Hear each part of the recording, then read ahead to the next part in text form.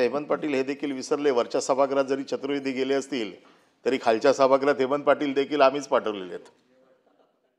त्याच्यामुळे आपण पण तिकडे जाऊन आलेले आहात. प्रश्न असा आहे की जो प्रश्न सभागृह विचारतोय, सभागृहाचा एकंदर सेन्स बघता की सभागृहातल्या सदस्यांचं म्हणणं काय आहे, कायदा आहे की नाही. आपण म्हणताय की कायदा नाही आहे, मराठी माणसाला प्राधान्य मिळालं पाहिजे. मराठी माणसाला प्राधान्य मिळालं पाहिजे हे आपण कशाच्या आधारावरती सांगताय? ही मराठीची इच्छा सांगताय आपण. हा कायदा आहे का? मराठी माणसाला प्राधान्याने घर मिळालं पाहिजे हा कायदा आहे का? कायदा नाही आहे. सरकारची इच्छा आहे, मराठी माणसाची इच्छा आहे की मिळाला पाहिजे. आमचं तेच म्हणणं आहे, कायदा करा. जर तुम्ही PAP-साठी कायदा करता, तुम्ही घर ताब्यात घेता, तुम्ही बाकीच्या सगळ्या शेड्यूल कास्ट, शेड्यूल ट्राईब हे ते सगळं आता वाचून दाखवलं, त्याच्यामध्ये तुम्ही घरं ॲक्वायर करता. आमचं म्हणणं असं आहे की नवीन रिडेव्हलपमेंट जिथे होते, आज मुंबई पूर्णपणे MMR रिजन रिडेव्हलपमेंटच्या झोनखाली आहे. आपण जे काय मोजायचे आहेत मराठी, ते 40% मराठी ह्या गटामध्ये बांधा. जसं त्यांनी सांगितलं की पहिलं देऊळ बांधून टाकतात, तिथे देरासर बांधून टाकतात, आतमध्ये कोणाला जायची हिंमतच नाही. माझं म्हणणं असं आहे की 40% घरं मराठी माणसाला परवडतील, म्हणजे 500 ते 750च्या दरम्यानची मराठी घरं आपण 40% बांधणार. त्याच्यासाठी कायदा करणार काय? आपली इच्छा काय आहे, आपण काय करू इच्छितो? इच्छा आज फक्त या सभागृहात, इथून बाहेर गेलं की लोडाची दादागिरी चालू होती. त्याच्यामुळे आमची अशी अपेक्षा आहे, नाही ठीक आहे नाव मागे घेतो, पण बाहेर काय चाललंय ज्याची सभागृहाचे सदस्य जे काय सांगतायत, आमची मंत्री महोदयाकडनं एवढीच अपेक्षा आहे की मंत्री महोदयांनी सांगावं की बाबा आम्ही सकारात्मक कायदा आणतो. या बाबतीतला कायदा आणल्याशिवाय हे होणार नाहीये, मराठी माणसाला न्याय मिळणार नाही. समिती करा. आणि आमचं एवढंच म्हणणं आहे की या संदर्भात सकारात्मक असेल, कायदा आणतो जरी सांगितलं तरी मराठी माणसाला एक दिलासा मिळेल.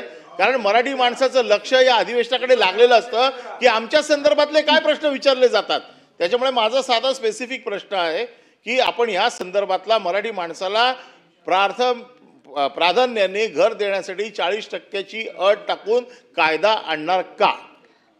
सन्माननीय सभापती महोदया, मी वारंवार मगाचपासून या उत्तरामध्ये सांगतो आहे की मराठी माणसाच्या रक्षणासाठी या सरकारची भूमिका आहे. आता सन्माननीय सदस्य अनिल परब साहेब हे ज्या पद्धतीनं या सगळ्या रिडेव्हलपमेंटचे प्रकल्प असतील, म्हाडाचे प्रकल्प असतील, SRAचे प्रकल्प असतील किंवा गव्हर्नमेंट एडेड शासनाची मदत घेऊन केलेल्या कुठल्याही योजनांमधले प्रकल्प असतील, या संदर्भामध्ये ज्या पोटतिडकीनं मराठी भाषिक माणसासाठी भूमिका मांडतायत, तीच भूमिका या सदनाची आहे, तीच भूमिका महायुतीच्या सरकारची आहे. पण हेच जर मी मगाशी जसं चित्राताई वाघनी प्रश्न विचारला मिलिंद नार्वेकर साहेबांच्या नंतर की 2019 ते 2022 त्या काळातल्या सरकारमध्ये अशा पद्धतीचं तुम्ही धोरण घेतलं होतं का? अशा पद्धतीचा नियम तुम्ही केला होता का? अशा पद्धतीचा कायदा तुम्ही केला होता का? तर त्याला मी उत्तर दिलं, त्यावेळी हा कायदा झाला नव्हता. मग त्यावेळी एक मिनिट ऐका ना, अरे ऐका ना, का आता तुम्ही केलं नाही, तुम्ही केलं नाही, तुम्ही माझी विनंती आहे तुम्ही ऐकून घ्या. तुम्हाला सकारात्मक उत्तर पाहिजे ना, खाली बसा. केलं नाही तुम्हाला गोंधळात सभापती महोदया, तुम्ही शांत राहा जरा. पुढचा नाही तुम्ही शांत राहा. अहो तुम्ही अशी तुम्ही केलं नाही हे रेकॉर्डवर येतंय ना, ते ऐकवत नाही का? ते ऐकवत नाही का? होऊ दे ना. अरे तुम्ही केलं नाही, मंत्री होतात, तुम्ही केलं नाही, मंत्री होतात, तुम्ही करू शकला नाही. म्हणजे तुमचं हे प्रेम कसं आहे? तुमचं पुतला मावशीचं प्रेम आहे. मंत्र्यांचं उत्तर पूर्ण होऊ द्या, खाली बसा. सन्माननीय सभापती महोदया, मंत्र्यांचं उत्तर पूर्ण होऊ द्या, तुम्ही खाली बसा प्लीज. शांत. सन्माननीय सभापती महोदया, यांना एवढं झोंबायचं काय कारण आहे? नाही तुम्ही कशासाठी? आपल्याला मला सभापती महोदया, चला आता तुमचं वाक्य मग हे स्वीकारा ना. अरे तुम्ही स्वीकारा, तुम्ही केलं नाही. तुम्ही स्वीकारा, पुढे बोला. तुम्ही ऑन रेकॉर्ड स्वीकारा, पुढे बोला. ऑन रेकॉर्ड स्वीकारू द्या की त्यांचं मराठी माणसाबद्दलचं प्रेम किती खरं आहे आणि किती वरवरचं आहे. अहो आम्ही करणारच. साहेब असं नका बात करू, मराठी भाषेचा विषय साहेब ऐका ना. प्रसादजी लाड जागेवर जाऊन बसा. हा सन्माननीय मंत्री महोदय, तुम्ही उत्तर पूर्ण करा.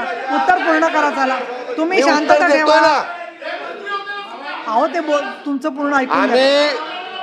आता खाली बसा. सन्मान्य सभापती महोदया, तुम्ही उत्तर पूर्ण करा यांचं बरं. ऐकायची जर अहो त्यांनी ते आता तुम्हाला गोंधळ घालायचा का? एक सभापती महोदया, आता मला वेळ द्या. आता तुम्ही ऐकून घ्या. अरे ऐका ना, तुम्ही ऐकून घ्या. ऐका ना, तुम्ही ऐका ना. खाली बसा. आता हे काय पहा, असं झोंबतंय गोंधळ का करणं कानाला? बरं नाहीये. मराठी ऐका ना. माणसाचा प्रश्न आहे. ऐका ऐका सकारात्मक ऐका उत्तर ना. पाहिजे ना. ऐकून घ्या, ऐकून घ्या. नाही असं आता बोलायचं नाही. शांत एक राहा. मिनिट सांगू का आम्ही काय करतो तो ते सांगू का? काय गद्दारी सांगतो? कुणाला म्हणतो गद्दार? अहो, शांतता ठेवा. काय रे तुला दाखवतो यायला गद्दार कुणाला म्हणतो रे? काय गद्दार काय म्हणतो? सभागृह 10 मिनिटासाठी थांबवते कामकाज. 10 मिनिटासाठी थांबवते. आपापल्या जागी बसा पहिले. मी या मुद्द्यावरती अहो, त्यांचं बोलत पूर्ण होतो. करा वाक्य आता. उगाच तेच नको. नाही. आणि तो गद्दार शब्द मी काढून टाकते याच्यात. हा, सन्मान्य दोन्ही बाजू. सभापती महोदया, या संदर्भामध्ये सन्मान्य सदस्य मिलिंद नार्वेकर साहेबांचा जो प्रश्न होता त्याचं मी उत्तर दिलं, पण तरी सुद्धा परत एकदा त्यांच्याकडे जी प्रत असेल निवेदन दिलेली किंवा त्यांचं जे शिष्टमंडळ कुणी आहे जे निवेदन देताना भेटलं होतं पूर्वी माननीय शिंदे साहेबांना, त्यांनी जर त्यांची मला ती निवेदनाची प्रत उद्या दिली किंवा ते शिष्टमंडळ जर आलं तर मी स्वतंत्रपणे त्यांच्याशी चर्चा करतो आणि या बाबतीत निश्चितपणानं जे काय मराठी भाषिक माणसाचं रक्षण करण्यासाठी त्याचं या घरांमध्ये प्राधान्य कायम ठेवण्यासाठी जे भूमिका जे धोरण ठरवावं लागेल त्या बाबतीत माननीय मुख्यमंत्री देवेंद्रजी फडणवीस साहेब, माननीय उपमुख्यमंत्री एकनाथजी शिंदे साहेब, माननीय उपमुख्यमंत्री अजितदादा पवार साहेब या तिघांच्याशी चर्चा करून या बाबतीत धोरण नक्की केलं जाईल. ठीक आहे. धोरण नक्की केलं जाईल. म्हणजे आता पुढचा प्रश्न घ्या. पण 2557 वादविवाद तुम्ही एकमेकाबद्दल केलेला मी सगळं काढून टाकते प्लीज. एकच मिनिट एकच मिनिट नको ते 1 मिनिट नको. पुढचा प्रश्न पुकारलाय तुमचा मी तो प्रश्न पुकारलेला आहे. मी तो हेच करणार आहे. परंतु आपण एक जसा गद्दार शब्द तुम्ही काढायचं म्हणतात, आईला म्हणून शब्द वापरलेला आहे तो वापरू नका. सगळे शब्द काढायला पाहिजे. प्रश्न क्रमांक 2557. सभापती महोदय छापल्याप्रमाणे सिडको मध्ये किती खेळायचं? सभापती महोदय, इथे जे उत्तर दिले हे उत्तर अधिकाऱ्यांनी दिशाभूल करणार आहे. आपल्याला माहीत असेल हे पारसिक हिल एक अतिशय सुंदर असं ते ठिकाण आहे. ही गोष्ट खरी आहे. त्या ठिकाणी याचं जे विद्युत वाहिनी पॉवर जे आहे तिथे पॉवर ग्रीड तिथे आहे हे खरं आहे, पण ती आजची नाही आहे.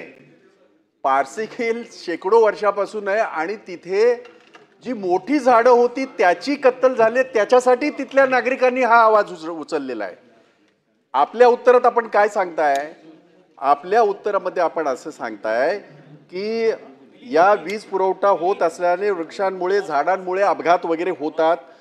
हे खरं पण आहे, म्हणजे मी त्याला नाकारत नाही. पण याच्या आजूबाजूला जे झुडपी जे काय ह्यांनी सांगितलंय तर त्याचा आक्षेप